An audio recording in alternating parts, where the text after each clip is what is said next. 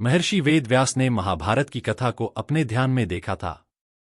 जब वह यह जान गए कि यह एक दिव्य महाकाव्य ही नहीं बल्कि सही आदर्श सम्मानीय जीवन जीने का एकमात्र सहारा बनेगा, तब उन्हें यह अंतर्प्रेरणा हुई कि इसे लिख लिया जाए तो इससे जनमानस का कल्याण होगा। तब उन्होंने इसे लिखाने की ठानी।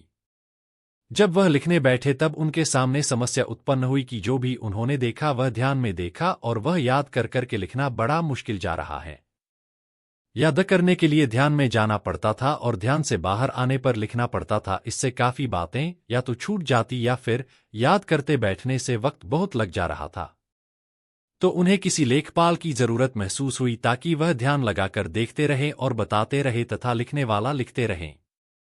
पर ऐसे महाकाव्य को लिख पाने वाला कोई ऐसा ही होना चाहिए जो उस काबिल हो, जो तेजी से लिख भी पाए और उसका अर्थ भी समझ पाए, जिससे उसकी लेखनी में सजीवता आए। उनकी समस्या हल न हो पा रही थी। तब उन्होंने ब्रह्मा जी से मदद मांगी। उन्होंने इसके लिए वाणी की देवता सरस्वती माता को बोला। पर जब वे लिखती थी तब उनकी लिखने की गति धीमी पड़ जा रही थी, जिससे महर्षि को काफी रुकना पड़ रहा था। तो उन्होंने माता को भी असमर्थ जाना। तब फिर से प्रार्थना हुई। तो तब उन्हें ब्रह्मा जी ने बुद्धि के देवता को ही बोला, क्योंकि बुद्धि की जितनी गति होगी उसे उसके देवता ही सही ढंग से पकड़ पाएंगे।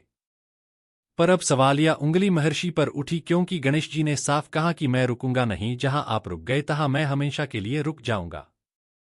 अब महर्षि विचार करने लगे। तभी उन्हें सूझा। उन्होंने गणेश जी की बात मान ली, किंतु अपनी भी एक बात रखी कि आपको मेरे श्लोकों का अर्थ समझकर ही लिखना होगा। यदि आप समझ न पाएं तो जब तक आप उसे पूरी तरह से समझ न जाएं तब तक मैं आगे बताऊंगा नहीं।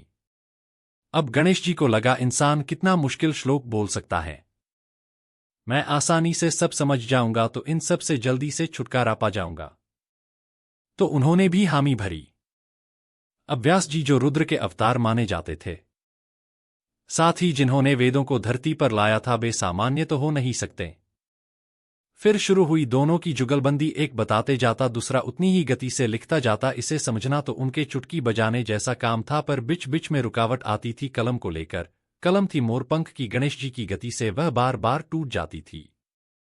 तब गणेश जी गुस्सा हुए, क्योंकि उनकी वजह से रुकना पड़ रहा था। तब उन्होंने कलम के लिए अपना दाहिना दांत ही तोड़कर कलम बना ली।